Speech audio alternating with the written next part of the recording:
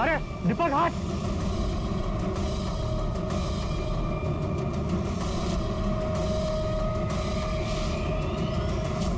उदय society के septic tank में मिला कंकाल अतीत था जो वर्तमान में आ खड़ा हुआ था, और इस मिट्टी हुई देह ने जिसके अवशेष बचे थे न्याय की गुहार के लिए सबको हैरत में डाल दिया। सोसाइटी के लोग हैरान थे, उनमें डर था कि आखिर ये मरने वाला कौन था, इसने आत्महत्या की थी या किसी ने इसका कत्ल किया था, और क्यों।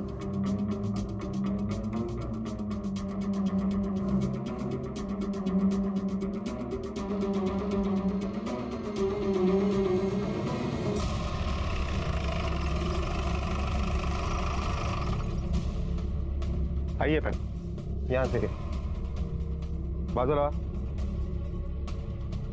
मैडम, सोसाइटी का सेफ्टी टैंक साफ करते समय इंसानी कंकाल मिला।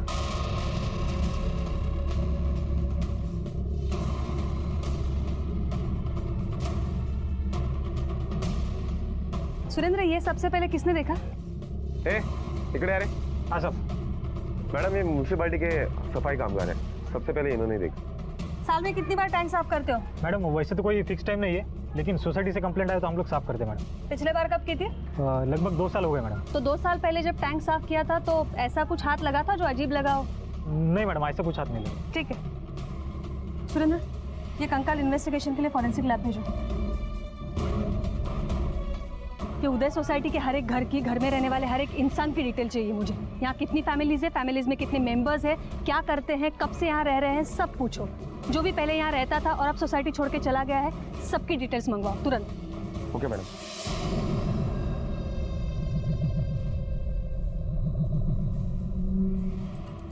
मैडम, हाँ, उदय सोसाइटी का फोटो चार्ट है। उदय सोसाइटी में टोटल 2 विंग है और हर विंग 4 माले की है। हर माले पर 4 फ्लैट है, यानी उदय सोसायटी में दोनों विंग मिलाकर टोटल 32 फ्लॅट आहे, जिसमें के 4 फ्लॅट खाली पडे। काही दिवसांपूर्वी तिथे माणसं राहत होती, पण आता राहत नाहीये। 2 साल पहले टैंक की सफाई हुई थी, उस वक्त ऐसा कुछ हाथ नहीं लगा था। इसका मतलब है अब हमें हमारी छानबीन 2 साल पहले से शुरू करनी पड़ेगी। सुरेंद्र, एक काम करा, 2 साल पहले इस एरिया में हुए सारे मिसिंग और मर्डर केस के डिटेल्स निकालो, जो रजिस्टर हुए हैं वो और जो नहीं हुए हैं वो भी। Okay madam. ये केस दूसरे केसेस से ज्यादा चुनौतीपूर्ण था। ना कोई शक्ल थी, ना कोई पहचान, अगर था तो सिर्फ हड्डियों का एक ढांचा जो न्याय मांग रहा था। पुलिस भी हर उस लड़की की मिसिंग कंप्लेंट को तलाश रही थी जिसका इस सोसाइटी से कोई भी संबंध था। इस एक कंकाल ने कई पुराने केसेस खोल कर रख दिए, लेकिन सवाल अब भी वही था कि ये कंकाल आखिर है किसका। और ज्यादातर अनुमान यही था कि मरने वाला और मारने वाला दोनों इसी सोसाइटी के ही थे। पुलिस वर्तमान से अतीत के तार जोड़ने में लग गई थी।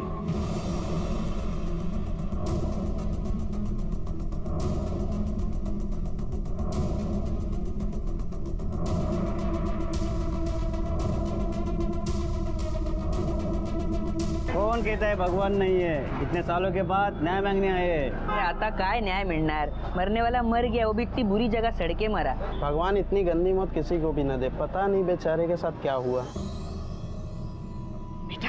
आंटी, मुझे पढ़ के बताओ ना, हे काय ले रे? सोसाइटी में मिला एक कंकाल।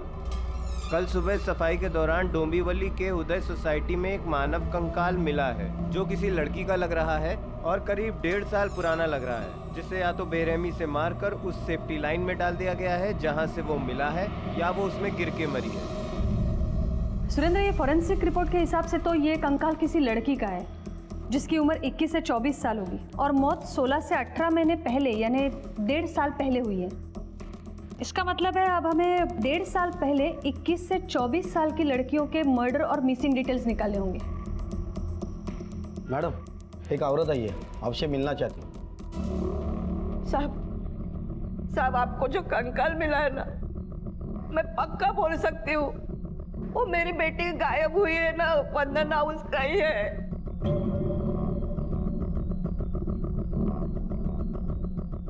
भाई अब 1.5 साल से ज्यादा टाइम हो गया मेरी वंदना को गायब होके। मुझे पक्का मालूम है वो मेरी वंदना ही है। मावशी, 1.5 साल पहले आपकी बेटी गायब हुई है तो आज अचानक जाके उसको ढूंढने का ख्याल कैसे आया? नहीं, अचानक नहीं, मैं पहले भी यहाँ आई थी ना, एक पुलिस साहब था ना, उसको मैंने सब बताया, उसने सब लिखा था। हाँ, लेकिन वो किसी को मिली ही नहीं। कंप्लेंट की तारीख याद है? हाँ, मैं अगस्त में आई थी, 4 अगस्त 14 को मैं आई थी। हाँ,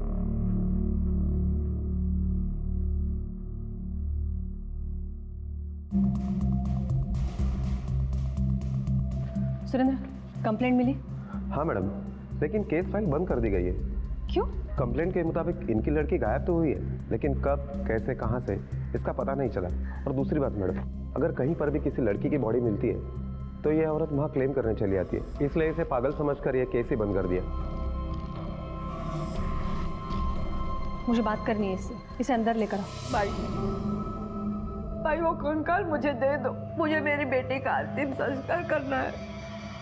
मौसी, देखिए, हमें भी जांच पड़ताल करनी पड़ेगी। हाँ, अगर ये साबित हो जाता है कि वो कंकाल आपके बेटी का है तो फिर हमें आपको उसको देने में कोई हर्ज नहीं होगा। लेकिन भाई मैं बोल रही हूँ ना, वो मेरी वंदना ही है। देखिए, एक बार हमें भी अपनी तसल्ली कर लेने दीजिए। आप अपने बेटी का फोटो यहाँ छोड़ जाइए। हम जितनी जल्दी हो सके कुछ ना कुछ पता करने की जरूर कोशिश करेंगे। सुरेंद्र, ये वंदना का केस रीओपन करो और एक बार वो उदय सोसाइटी जाकर भी चेक करो। मैडम, अगर ये वंदना है तो कमला के साथ हम उसके डीएनए मैच करवा के देख सकते हैं। हाँ, कर तो सकते हैं, लेकिन ये कई महीनों का प्रोसेस है। कंकाल के बोन से डीएनए निकाल कर मैच करना काफ़ी दिन लग जाएंगे और तब तक हम लोग हाथ पर हाथ धरे नहीं बैठ सकते।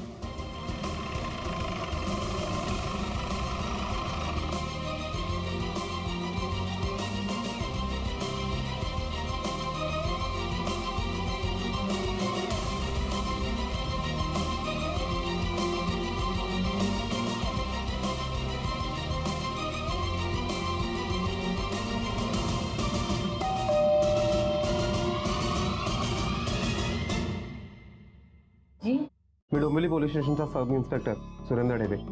कुछ जानकारी चाहिए थी आपसे, क्या हम अंदर आ सकते हैं?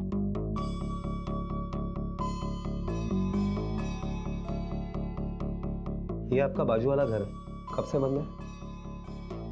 राउत फॅमिली, उनको तो शिफ्ट हुए 1.5 साल हुए, तभी से बंद है। कुठे गेले, का गेले, काय माहिती आहे? ते तर नाही माहिती, शायद रेशमा की वजह से।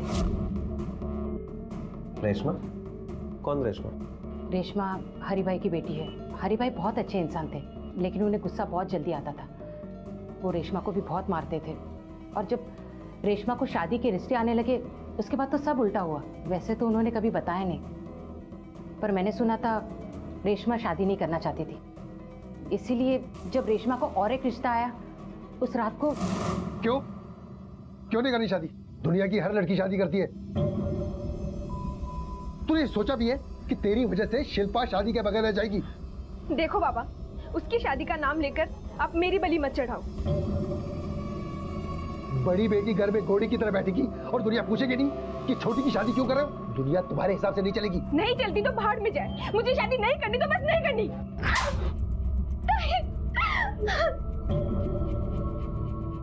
आपको जितना मारना मार लो, मुझे शादी नहीं करनी तो नहीं करनी। बाप के सामने जबान चलाती है, ज्यादा लाड किया है ना, इसीलिए चर्बी चढ़ गई है।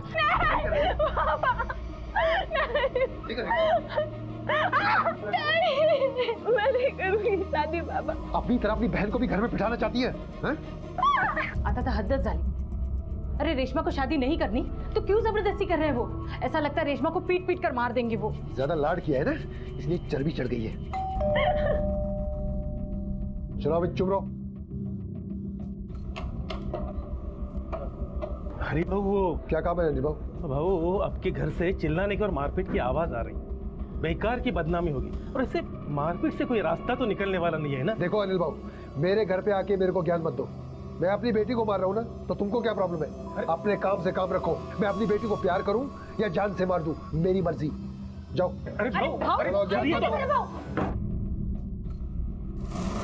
साहब, उस रात के बाद तो रेशमा ऐसे गायब हुई, उसके बाद कभी दिखी ही नहीं। तो आपने कभी पूछा नहीं कि वो कहाँ गई है? मामला ठंडा होने तक वो 1 महीने में ही यहाँ से शिफ्ट हो गए, और किसी को बताया भी नहीं कि वो लोग कहाँ जा रहे हैं। उसके बाद तो जितना मुंह उतनी ही बातें। लोगों का तो ये कहना है कि हरि भाव ने ही रेशमा को मारा है। अब सच क्या है और झूठ क्या, ये तो मालूम नहीं। Thank you Mrs Desai. आणि कदाचित पुढे सुद्धा तुमची मदत लागेल.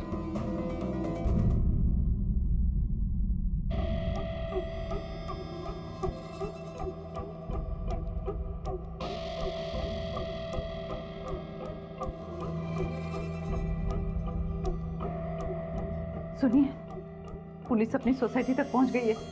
मुझे लगता है कि हमें सब कुछ बोल देना चाहिए. पागल हो गई? क्या खाना लगा? अरे जा.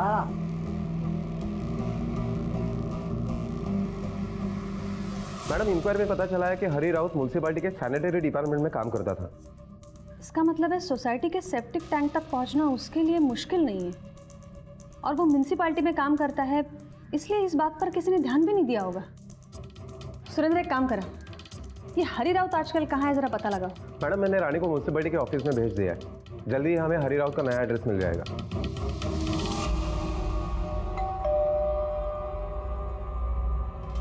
क्या है? कुठे आहे माझी मुलगी? मार डाला ना तूने उसे? अच्छा, आज 1.5 साल बाद आप लोगों को आपकी बेटी की याद आ रही? देखिए, ये नाटक करना बंद कीजिए और जाइए यहाँ से. आप लोग के पास गई थी ना, तो आपके पास ही होगी, और कहाँ जाएगी? अगर हमारे पास होती तो हम तेरे दरवाजे पर क्यों खड़े होते? 1.5 साल से हमने उसकी शक्ल तक नहीं देखी. क्या क्या है तूने उसके साथ? बता, वरना हम पुलिस पर जाएंगे, तुझे जेल भिजवा देंगे. देखिए, आप लोगों को जो करना है कीजिए, जहां जाना चाहिए. आप लोग मेरा कुछ नहीं बिगाड़. अरे अमर, अमर, दरवाजा खोल. बाई बाई, दो मिनिट मेरा दोन मिनिटं नाही, 1 मिनिट सुद्धा वेळ नाहीये. मॅडम बहुत बिझी है, बार बार मिलने के लिए टाइम नहीं उनके पास. ऐसा मत करो मुझे. बाई बाई बाई, काय झालं? नहीं आए ना, कोई नहीं आएगा. मैं बोल रही हूँ ना, वो मेरी वंदना ही है, मुझे दे दो ना. मौशी, ऐसे नहीं दे सकते हम. हमारी कार्यवाही अब तक पूरी नहीं हुई है. ठीक है, आपको जो करना है कर लो, लेकिन आपको उसे मुझे ही देना पड़ेगा. मैं बोल रही हूँ ना, वो मेरी वंदना ही है, मुझे मालूम है. भाई, उसका अंतिम संस्कार करने दो. उसकी आत्मा भटकेगी, शांति नहीं मिलेगी उसे.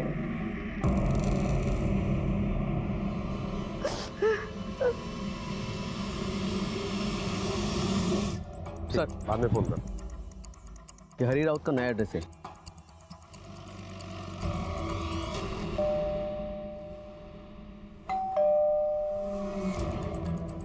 हरी राउत? हाँ साहब. तुम म्युनिसिपैलिटी में सैनिटरी डिपार्टमेंट में काम करते हो? हाँ साहब. पर क्यों? तुम्हारी बेटी रेशमा कहाँ है?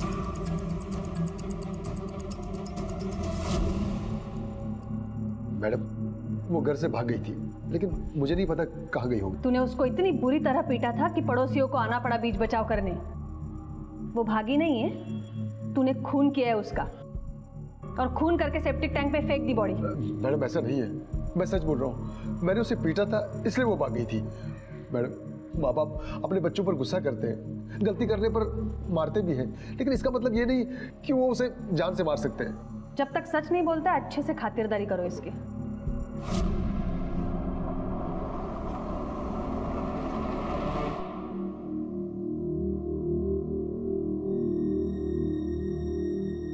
साहब. हाँ बोला. मुझे एक कंप्लेन लिखवानी है. हाँ बोलिए. साहब, मुझे अमर सुरवे के खिलाफ कंप्लेंट लिखवानी है. साहब, ये अमर सुरवे एक छोटा मोटा सिंगर है, एक छोटी सी ऑर्केस्ट्रा भी चलाता है, और उसी ने मेरी बेटी को गायब किया है. ये वही अमर सुरवे जो उदय सोसाइटी में रहता है? जी साहब. आपको ऐसा क्यों लग रहा है कि अमर ने आपकी बेटी को गायब किया है?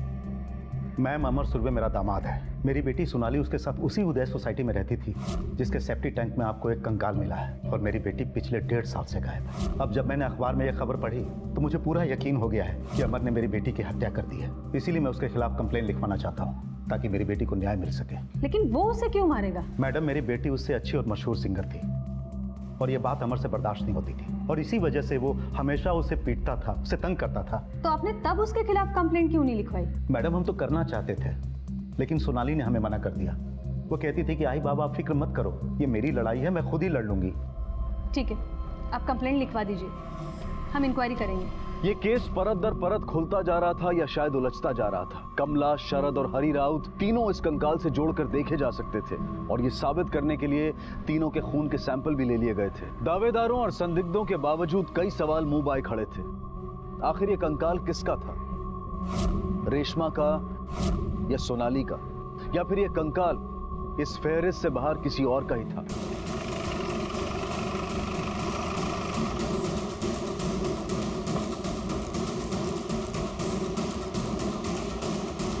भाई भाई भाई, मेरी वंदना का कुछ पता चला? नहीं, अब तक नहीं, लेकिन जल्दी पता चल जाएगा।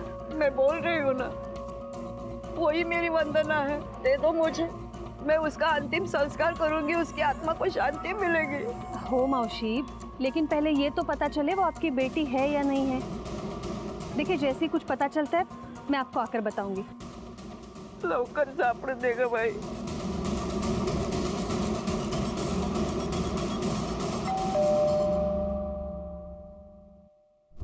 अमर सुरवे जी सुना है, बहुत अच्छा गाना गाता है तू। चल तेरा गाना सुनते हैं, खोल। मैडम, मेरे और सोनाली के बीच बहुत झगड़े होते थे, लेकिन उसकी वजह वही थी, वो मेरा ऑर्केस्ट्रा हथियाना चाहती थी मुझसे। और तो और उसका अफेयर मेरे ऑर्केस्ट्रा के ड्रमर मैक के साथ था, और वो उसी की वजह से मुझे छोड़कर चली गई, क्योंकि मुझे उन दोनों के अफेयर के बारे में मालूम पड़ गया था। तो मैडम, बस यही सबसे बड़ी वजह थी हम दोनों के झगड़ा होने की। तेरी बीवी 1.5 साल से गायब है और तूने पुलिस में कंप्लेंट तक नहीं लिखवाई, क्यों? मैडम, मैं आपसे सच कहूँ तो मैं तो पूरी तरह तंग आ चुका था उससे। मैं तो चाहता ही नहीं था कि वो वापस घर आए, इसलिए मैंने कंप्लेंट नहीं की। लेकिन मैडम, मैं आपको दावे के साथ कह सकता हूँ कि वो ज़रूर उस मैक के साथ ही होगी, क्योंकि हम दोनों के बीच जब भी कुछ झगड़ा हुआ करता था तो वो हमारा घर छोड़कर मैक के पास ही जाती थी। कहाँ जा रही हो? हाँ? तुमसे दूर, मुझसे बर्दाश्त नहीं होती तुम्हारी ये बकवास और तुम्हारे बेमतलब के ताने। मैं शांति से जीना चाहती हूँ अमर। तुम्हारी रोज शांति का नाम मैक है ना? क्यों? जानता हूँ मैं, अपने उसी कमीने यार से मिलने जा रही होगी तुम। अपने काम से काम रखो, समझे?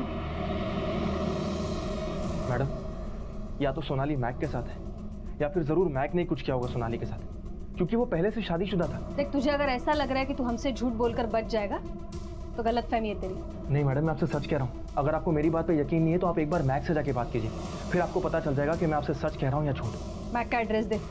साई सदन सोसाइटी, बी विंग 201, घोड़बंदर। हमारे परमिशन के बिना शहर के बाहर भी मत जाना, समझे? जी। चला भंडारी, या अमरवर लक्ष ठेवा जरा।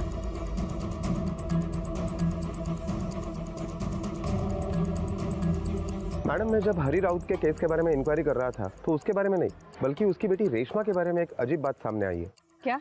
बागले स्टेट पुलिस स्टेशन में रेशमा के खिलाफ एक कंप्लेंट दर्ज है, और जिस फैमिली ने कंप्लेंट की है उनका कहना है कि रेशमा ने उनकी बेटी वैशाली चव्हाण को गुमराह किया और फिर उसे भगाकर लेकर गई। सुरेंद्र, जितना जल्दी हो सके वैशाली के फैमिली से पता करो कि सच क्या है।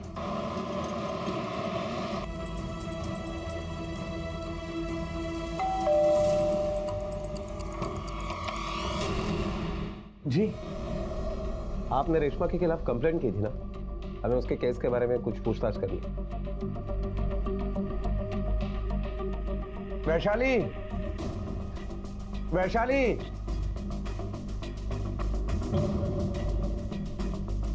हिमाती मूल की वैशाली आए, जो अब अपने घर आ चुकी है। सर, हमें रेशमा के बारे में अब कोई बात नहीं करनी, प्लीज। आपको बात नहीं करनी होगी, लेकिन हम कुछ जानना चाहते हैं। रेशमा के बारे में क्या जानती हो? वो मेरी कॉलेज की फ्रेंड थी और घर वापस आने के बाद मैंने उससे कोई कांटेक्ट नहीं रखा, बस इतना ही जानती हूँ मैं। और आपने वैशाली घर पर आने की खबर पुलिस स्टेशन में क्यों नहीं की? सर देखिए, मेरी बेटी मेरे घर आ गई, इससे ज्यादा मुझे कुछ नहीं चाहिए, और वैसे भी रेशमा के बारे में हम ज्यादा सोचना नहीं चाहते। देखिए, हर कानूनी कार्रवाई के कुछ नियम होते हैं। वैशाली घर पर आ गई, इसकी खबर आपको पुलिस स्टेशन में करनी चाहिए। आप जाकर कीजिए। कौन सा कॉलेज में पढ़ती? इसके कॉलेज। ये सोनाली के साथ तुम्हारा अफेयर था क्या? मैम, अमर झूठ बोल रहा है। उसे तो शक करने की बीमारी है। सोनाली तो इनकी बहन जैसी थी। मैम, वो बहुत गिरा हुआ इंसान है। सोनाली उससे बहुत अच्छी है। सोनाली की वजह से ही उसके पास ऑर्केस्ट्रा के शोज बढ़ते जा रहे थे और सोनाली फेमस होती जा रही थी, और ये बात उसको बर्दाश्त नहीं हो रही थी। थैंक यू मेहता जी। अरे, आपकी प्रोग्राम के लिए हम मना थोड़ी कर सकते हैं। नहीं नहीं, बिल्कुल नहीं। Thank you so much. तुम्हारे चाहने वालों की संख्या तो दिन ब दिन बढ़ती ही जा रही है। अब ये मेहता जी भी तुम्हारी लिस्ट में ऐड हो गए। अमर, मेहता जी हमें एक और प्रोग्राम की बुकिंग दे रहे हैं। मैं क्या पागल हूँ? बहरा हूँ मैं? मुझे कुछ समझ में नहीं आता क्या? ये मेहता जी तुमसे दिन भर फोन पे चिपके रहते हैं, तुम्हें प्रोग्राम पे प्रोग्राम दिए जा रहे हैं, तुम्हें समझ में नहीं आ रहा कि वो तुमसे क्या चाहते हैं, या फिर तुम जानकर भी अनजान बन रही हो? अमर, तुम गुस्सा क्यों हो रहे हो? ठीक है, जैसा तुम कहोगे वैसा ही करूँगी। हाँ वो हेलो, ये अपना चरित्र कहीं और जाके दिखाना। मुझे सब पता है कि तुम कब और कहां किसके साथ गोल खिलाती रहती हो। अमर, मुझे ब्लेम करने से अच्छा अगर तुम अपनी सिंगिंग इंप्रूव करोगे ना तो बेहतर रहेगा। यूं निकम्मों की तरह घर पर पड़े रहते हो। सुना जी, तुम्हारी इतनी हिम्मत, तुम मुझे बताओगे कि इंप्रूवमेंट कैसे किया जाता है? अमर, तुम इंसान से जानवर बनते जा रहे हो। मैं नहीं रह सकती तुम्हारे साथ। हाँ हाँ, अब तो तुम रहोगी भी क्यों? तुम्हें तो अपने यार के पास जाने का बहाना चाहिए। अमर, अमर मुझे बोलेगी? उनके घर का झगड़ा तुझे इतने डिटेल में कैसे मालूम? मैडम, जब भी अमर सोनाली के साथ मारपीट करता था तो वो हमारे घर चली आती थी। मुझसे और मेरी वाइफ से उसको मेंटल सपोर्ट मिलता था, लेकिन फिर उसके बाद ये रोज का तमाशा हो गया, और एक दिन इतना कि हम लोग भी तंग आ गए। मैक, सोनाली, क्या हुआ सोनाली? सोनाली, ये बैग? मैं अमर का घर हमेशा हमेशा के लिए छोड़ आई हूँ। क्या मैं थोड़े दिन तुम्हारे घर रह सकती हूँ प्लीज? सोनाली प्लीज समझने की कोशिश करो।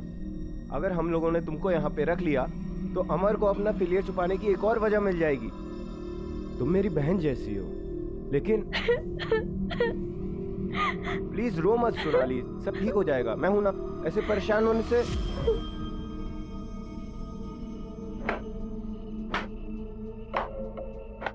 वाह वाह वाह वाह, क्या ड्रामा चल रहा है यहाँ पे। हाँ, और आप ये लोग आपकी नजरों के सामने गुल खिला रहे हैं और अब चुपचाप खड़े होके देख रही है।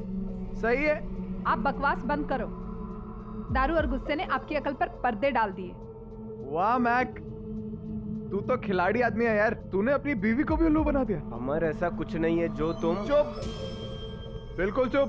ये हम मियाँ बीवी के आपस का मामला है, तू बीच में मत आ। देखो तुम गलत समझ रहे हो अमर। चुप, बोला ना। और तू, घर की बात का तमाशा किसी और के घर पे करने की जरूरत नहीं है तुम्हें। अमर छोड़िए प्लीज। समझने की कोशिश। चलो। अमर छोड़िए प्लीज। उसके अगले दिन सोनाली का फोन आया। वो बहुत खुश थी। उसने बताया कि अमर ने उससे माफी मांग ली और उसने ये भी वादा किया है कि वो दोबारा ऐसा कभी नहीं करेगा। और जो भी उसने किया उस रात, वो सब उसने दारू के नशे में किया था, और अब वो शराब भी छोड़ देगा। बेचारी सोनाली, उसे भनक भी नहीं लगी कि ये आदमी उसके साथ कितना गंदा खेल खेल रहा है।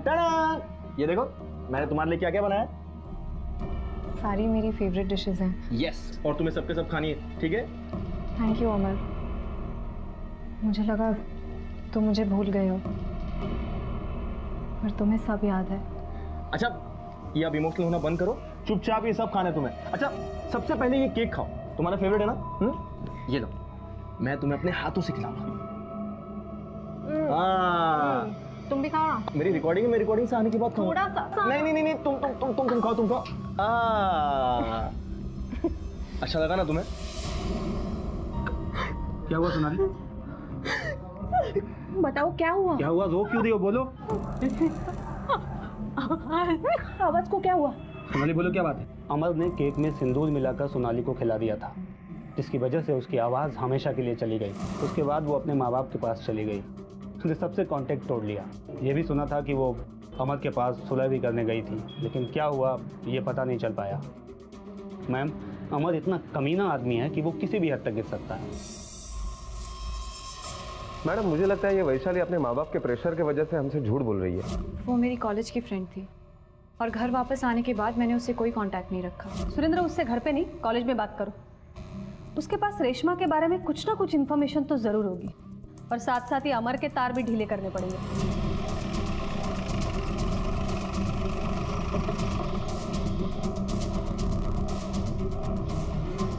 अरे चल गाड़ी में बैठ। मैडम, ये हुआ क्या? नाटक नहीं चाहिए। तूने सोनाली के साथ क्या किया ना, सब हम आ जाके बताएंगे। मैडम, मैंने कुछ नहीं किया, मैंने बताया ना आपको। चल अंदर बैठ चल। मैडम, मैं सच कह रहा हूँ, मैंने कुछ नहीं किया। अरे कमला बाई, तुम पुलिस स्टेशन गई थी ना, क्या बोले बोलो? क्या बोलेंगे? उनको तो मालूम ही नहीं वो कौन है। उनको उसे मेरे को देना ही पड़ेगा, चाहे मुझे 1 नहीं 1000 चक्कर लगाने पड़े। मैं अपनी बेटी का अंतिम संस्कार करके रहूंगी, देखना तो। घबराओ मत कमला बाई, आज नहीं तो कल तुम्हें तुम्हारी बेटी मिल ही जाएगी, ठीक है?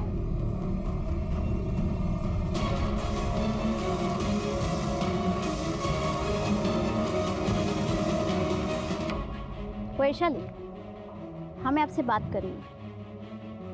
मैं आपसे पहले भी कह चुकी हूँ, मुझे इसके बारे में कुछ भी नहीं पता।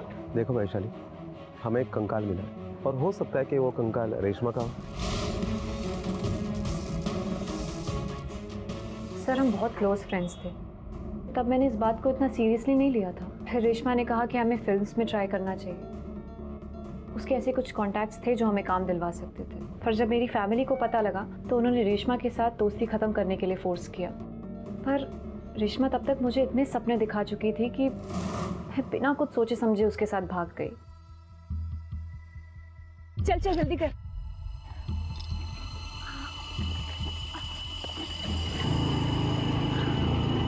और उसके बाद जो हुआ वो मैं कभी सोच नहीं सकती थी।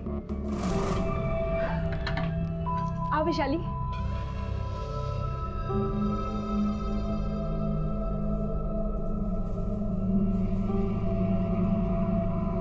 कांग्रेचुलेशंस, फाइनली हम वहां से निकल आए हैं।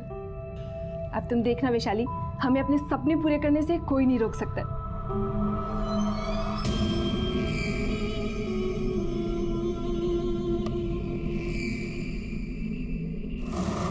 उस रात को जो हुआ उससे पहले मुझे वो कॉलेज में कपल वाली बात कभी समझ में नहीं आती।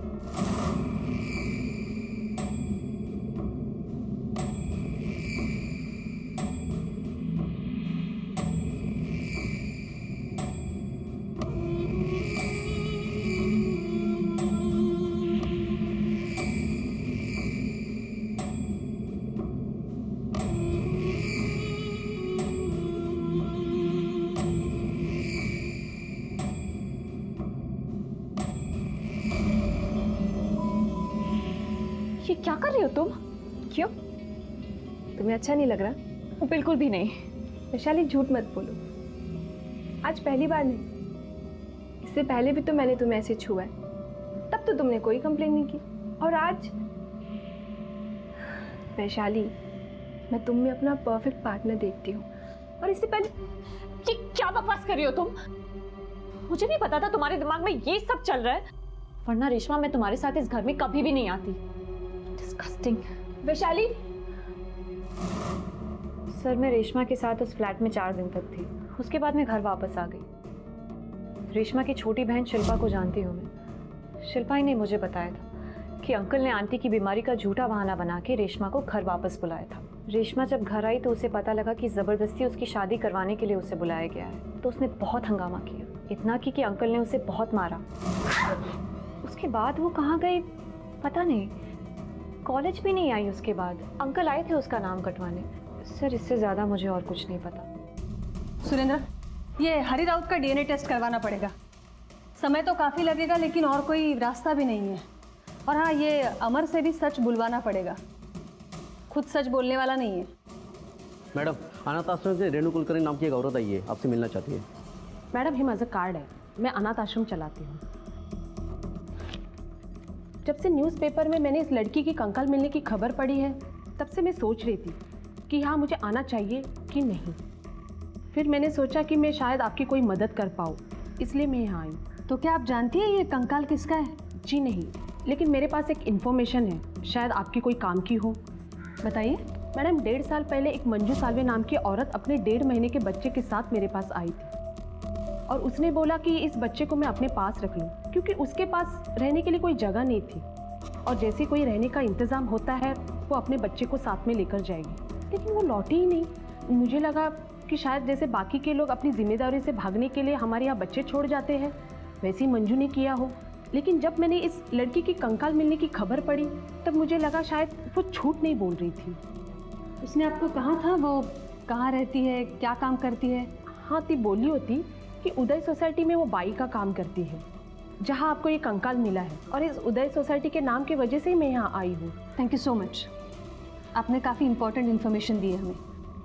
जहां अभी तक सोनाली, रेशमा और वंदना की तलाश जारी थी, वहीं इस लिस्ट में मंजू का नाम जुड़ने से चुनौती और कड़ी हो गई थी। पर तभी राहत की सांस बनकर पुलिस के हाथ एक ऐसा सबूत लगा जो इस केस को सुलझाने में पुलिस के लिए मददगार साबित हो सकता था। मैम, ये सोनाली का सामान है। आखिरी बार जब हमारे घर आई थी तो उसने इसे यहाँ छोड़ा था।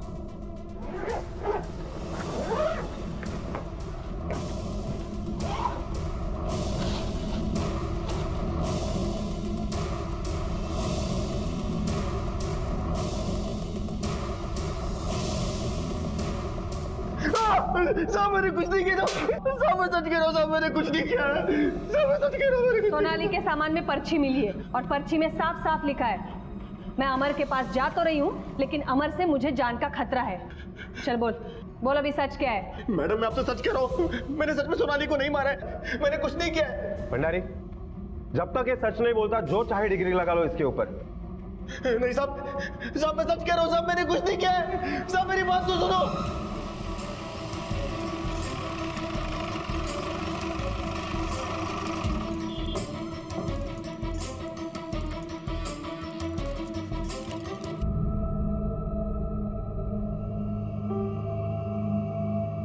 मौसी, कैसी हैं आप? आराम से। कैसे हो सकती हूँ? मैं मेरी बेटी का अंतिम संस्कार करने का इंतजार कर रही हूँ। नहीं, मैं नहीं चाहूंगी कि ये दिन कभी भी आए। मैं आपकी बेटी को मुर्दा नहीं, जिंदा ढूंढ के लाना चाहती हूँ।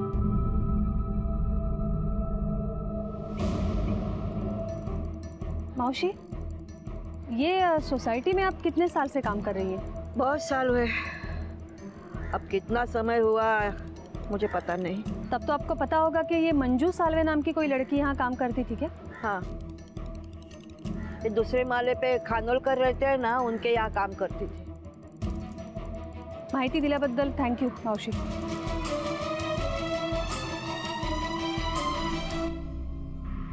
सर, ये हरी राउत की कॉल रिकॉर्ड से।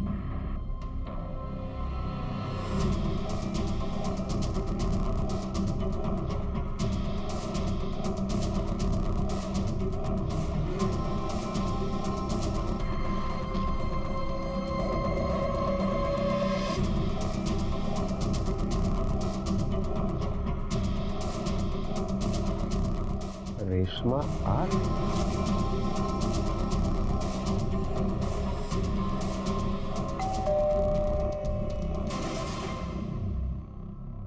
अजय खानोलकर, ओह, आपसे कुछ पूछताछ करनी है।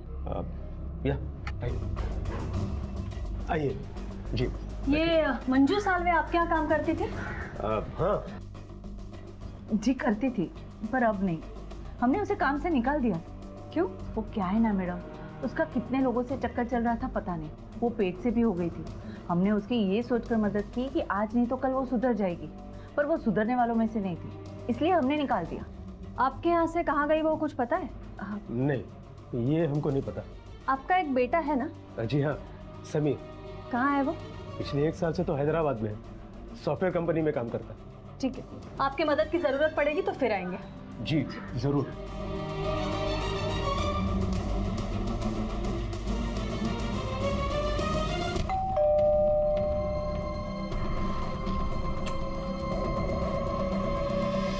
रेशमा राऊत, मला तुमच्याशी काय बोलायचं आहे?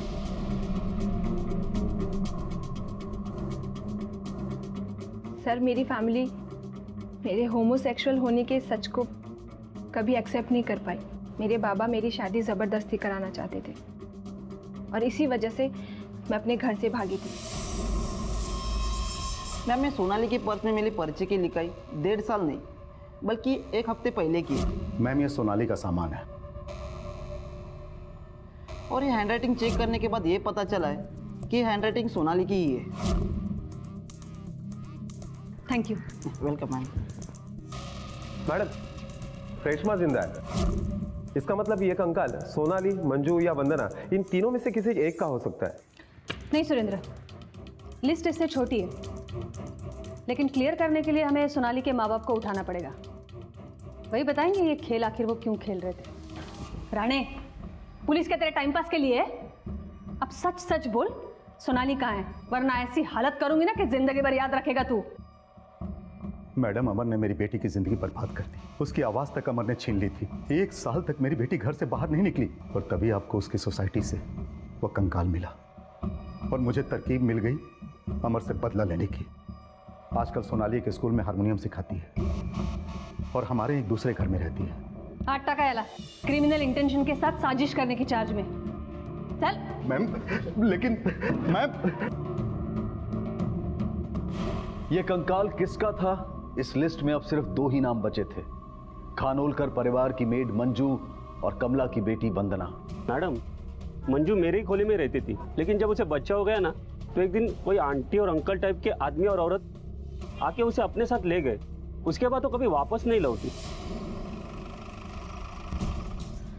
डॉक्टर, आपके रिकॉर्ड में मंजू साल्वे के बच्चे के पिता का नाम क्या है? 1.5 साल पुराना डाटा निकालना पड़ेगा, थोड़ा टाइम लगेगा चेक करने में। ये रही उसकी डिटेल्स और ये पिता का नाम।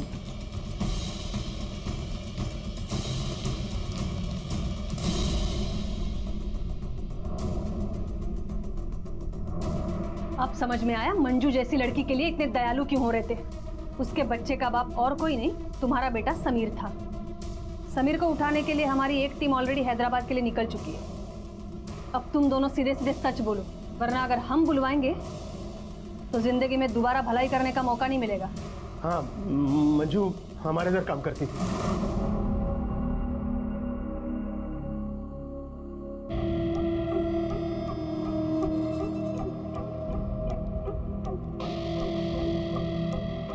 मंजू, मंजू, छोड़िए।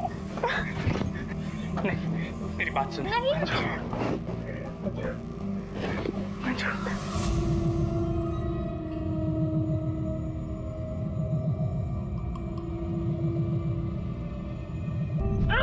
क्या हुआ?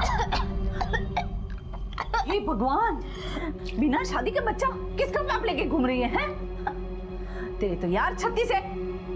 36 नहीं, एक ही है। आपका बेटा समीर है इस बच्चे का बाप।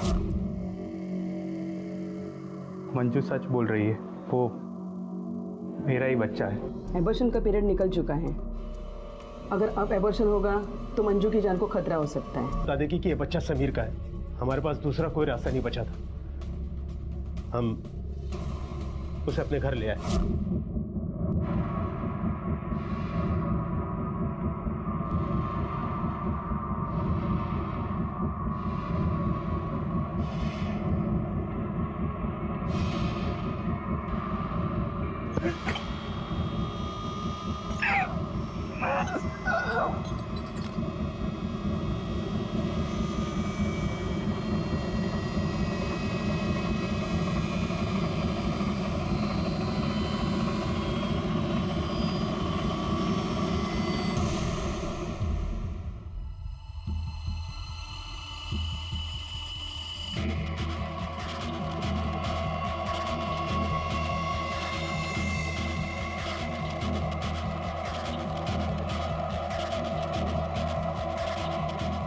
मैंने और मीता ने मिलकर मंजू की लाश को हमारे सोसाइटी के पीछे सेप्टिक टैंक में फेंक दिया।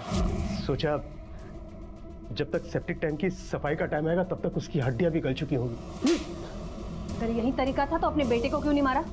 उस बेचारी लड़की की जान लेकर उसके बच्चे को अनाथ कर दिया। और अगर उसकी हड्डियां गल भी जाती ना तो भी तुम्हारे खिलाफ कुछ ना कुछ सबूत जरूर मिल जाता हमें, क्योंकि जुर्म छुपता नहीं है, अपनी कहानी खुद कहता है। खानोलकर परिवार ने मंजू का कत्ल अपने झूठे और खोखले सामाजिक रुतबे को बचाने के लिए किया। वो मंजू के अपने संतान के प्रति प्रेम को समझ ही नहीं पाए और उसे मार दिया। अमर खानोलकर को मंजू के कत्ल के लिए और मीता को उसका साथ देने, साजिश करने और सबूत मिटाने के लिए इंडियन पीनल कोड की अलग अलग धाराओं के तहत गिरफ्तार किया गया है। पुलिस ने कमला की बेटी वंदना को भी ढूंढ निकाला, जो वाकई में जीवित थी। पुलिस ने उसे एक रेड लाइट एरिया से बरामद किया और उसे देखकर कमला की खुशी 7वें आसमान पर थी। वंदना, आई, वंदना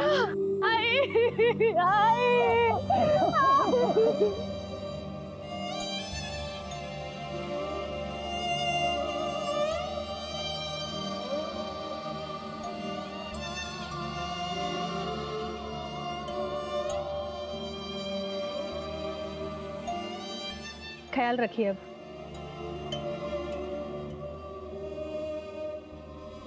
ये बेहद जरूरी है कि हम स्वार्थी ना बने, सच का साथ दें, सिर्फ अपने नहीं बल्कि दूसरों के जज्बात को भी समझें, वरना ये मैं और मेरे की लड़ाई जेल तक पहुंचाने में कोई कसर नहीं छोड़ेगी।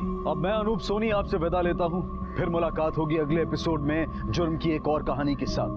तब तक अपना और अपने परिवार का ख्याल रखें और देखते रहें क्राइम पेट्रोल डायल 100। सबक एक को, सीख हम सबको। जय हिंद।